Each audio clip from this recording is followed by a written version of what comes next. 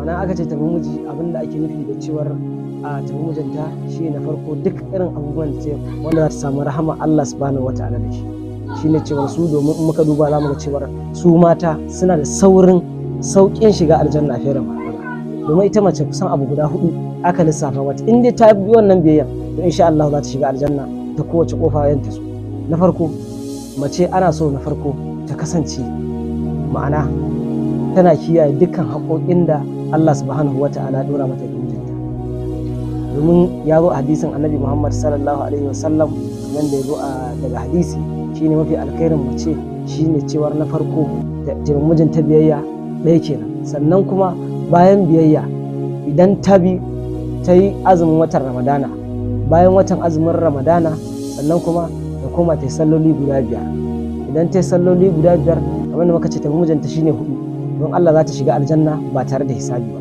Irin wannan zamu ga cewar yawancin mata yanzu zamu ga cewar ba sa bibiyar irin abubuwan da Allah subhanahu wataala ya tsara musu irin biyayya aure, domin zamu ga cewar fifitar Allah subhanahu wataala ya faɗa a cikin alƙur'ani ya ce ar-rijalu qawwamuna 'ala nisa'i, ma'ana maza gaba suke akan mata, ma'ana maza sun fi mata.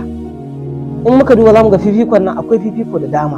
Na farko za ga cewar a dukkan halittun da Allah subhanahu wata'ala ya a annabawa da suka zo gaba ɗayansu, tun daga annabi Adam alaihi salatu wassalam har zuwa kan annabi Muhammad sallallahu alaihi wasallam, gaba ɗaya babu mace a cikin su, babu wata mace wadda za mu ga cewar ita annabiya ce ko abin nan, za ga cewar kawai gaba ɗaya maza ne su. Za mu ga shi isa Allah subhanahu wata'ala ce ar-rijalu qawwamuna 'ala nisa'i, maza gaba suke akan mata.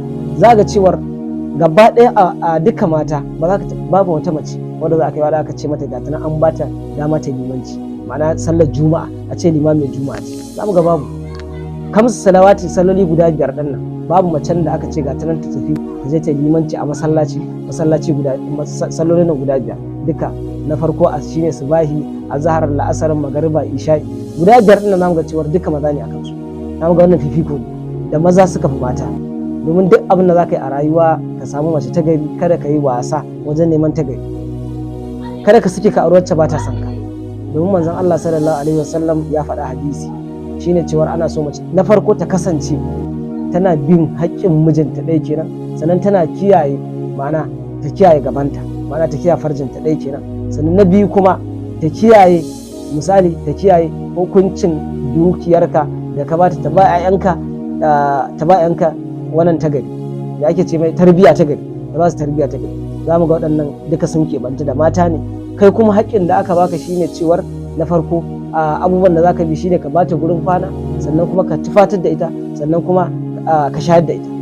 Kuma sannan za mu ga cewar maza su suke ba mace yanayin sadaki, su suke ba su, domin duk mutumin da ya zo a hadisin annabi Muhammad sallallahu alaihi wasallam kamar da ya zo a cikin Baihaqi shine cewar duk mutumin da ya auri mace a zuciyarsa, ya aure ta bai bata sadakinta ba, sai ya ce aka ce ya ce wani lokaci zai bada, kuma sannan shi a zuciyar shi misali bai niyyar badawa ba sai ya rasu, idan ya rasu to a ran lahira zai tashi mazinaci. In dai dama a zuciyarsa ya kudurce a zuciyarsa shi ba zai bata ba, dama kawai haka nan dai ya aure ta na farko ba dan ya bata sadakin nan ba, kawai ya zuce dama a zuciyarsa ya kudurce ba zai bata ba, to sai ya aure ta suka ci gaba da zama kuma haka ya bari a cikin zuciyarsa har ya rasu bai bata ba, to tabbas a ranar lahira kamar yanzu a hadisi ya zo a cikin Baihaqi ma'ana zai tashi mazinaci. Domin zamu ga cewar maza suna da matukar daraja sosai fiye da mata. Idan muka duba zamu ga cewar ko a bangaren hankali, lokacin da Allah subhanahu wata'ala ya halicci hankali guda 10, da aka halicci hankali guda 10 sai Allah subhanahu wata'ala sai ya dauki hankalin nan guda 1 sai ya ba mata. Bayan ya ba mata hankali guda 1 nan sai ya dauki hankali guda 9 sai Allah subhanahu wata'ala sai ya dauka sai ya ba maza. To zamu ga cewar duk abu da mace za ta yi, yanayin hankali da tunani da wani abu zamu ga cewar bata kai maza, ko ma me za ta yi saboda fifikon da Allah subhanahu wata'ala ya musu da tunani mai yawa. Za ga zurfin tunani, za ga namiji zai yi tunanin abin da zai faru na shekara 10 kuma za ga abin ya tafi daidai, amma mace za ga ba za ta irin wannan ko na shekara 1 ba za ta yi. Idan mace akalla misali namiji ya abu na shekara 100, to mace ita kuma a bata za ta iya na shekara ɗaya ko biyu ko uku haka, saboda yanayin tunanin ba ɗaya bane, yanayin hankalin ba ɗaya bane da yanayin abin. Sannan kuma irin ka duba a cikin hadisi ya zo manzon Allah sallallahu alaihi wasallam ya ba da abu zaɓi, misali kamar a ce guda hudu. Na farko za ka iya auren mace don hankalinta, afwan za ka yi auren mace don iliminta, ɗaya kenan. Za mu ga cewa duk mutumin da ka auri mace don ilimi, za mu ga cewa za ka ƙari ‘ya'yanka da su tashi da ilimi ƙwarai da gaske.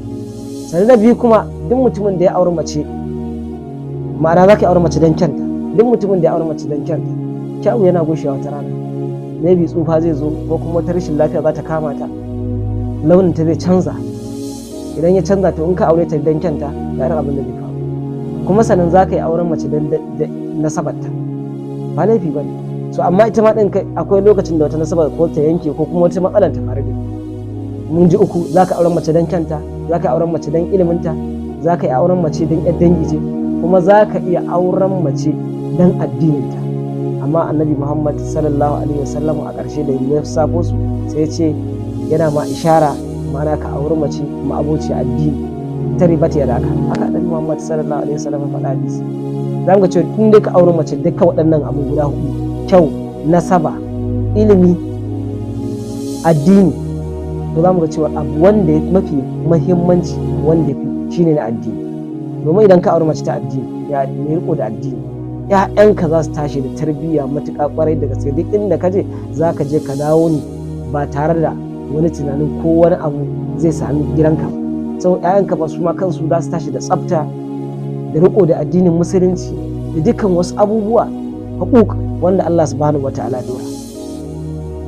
Sannan ya zo wata rana a hadisi lokacin da muka duba manzon Allah sallallahu alaihi wasallam zai ba sayyidina Ali auren yashi. Maganar da aka yi bayan ya amsa zai bashi annabi Muhammad sallallahu alaihi wasallam zai bashi na Fatima, ai ce aka yi kawo sadaki. Za mu ga cewa asalin abu shine mai muhimmanci shine a bangaren aure da bestin shine sadaki. Bayan an sami yarjejeniya kamar da manzon Allah sallallahu alaihi wasallam ya faɗi ya zo hadisi yake cewa idan mutum ya zo neman ƴarku duba da mutuncinsa da addininsa ku aura masa. Idan ba ku duba mutuncinsa da addininsa ba kuka aura masa ya, fitina za ta faru a ban ƙasa mai girma. In ba kuka aka ce za a duba kuɗi, domin su kuɗi suna da time, akwai lokacin da Allah subhanahu wataala maybe ya kaddara ma cewar na farko ba za ka yi kuɗin ba sai dai lokacin da Allah subhanahu wataala ya kaddara ma. Ke akwai lokacin da Allah ya kaddara mijinki, misali ke aure kika ciki ba za ki aure ba, abin da ke nufi kika ce sai kin sami kuɗi. Akwai lokacin da za Allah ya kaddara wannan al'amar, shi wannan ban Allah da ke tunani shi mai kuɗi ne za ki aura, ko shi wannan ba za ki aure shi ba za ki aure sai da ba da kuɗi. Maybe wanda ke tunanin shi mai kuɗin za ki aura sai kin aure shi, kuma Allah subhanahu wataala ya kawo jaraba Allah subhanahu wataala ya karɓi kuɗaɗen nasa. Za mu ga cewa idan ya karɓi kuɗaɗen nasa ya zaki, domin Allah subhanahu wataala qad ja'ala Allahu li kulli shay'in qadra. Hakika Allah subhanahu wataala ya sa mu komai lokaci. Dukkan wani abu da zai faru to Allah subhanahu wataala ya sa mu komai lokaci. Dukkan wata kaddara da Allah subhanahu wataala za ta faru akwai lokacin da Allah subhanahu wataala ya kaddara. Shine Allah subhanahu wataala ya faɗa inna Allaha rizqu man yasha'u bighairi hisab. Domin shi Allah subhanahu wataala shi yake azurta bawansa ba tare da wani hisabi, ba tare da bincike. Wannan nufi na Ubangiji. Akwai wanda kuma za ki ga cewa shi Allah ya kaddara masa a rayuwa ba zai ma yi kuɗin ba. Za ku yi auren misali tun yana shekara 25 ko da 26 da 7 da 8 da 9 har zuwa 10 30 misali, shi to Allah ya kaddara masa da cewar shi wannan ba zai yi kuɗi ba sai ya kai kimanin shekara 32 ko da 3. Shi haka kawai kaddara da Allah ya masa. So ko ke kuma kin ga shi a lokacin dan shekara 30.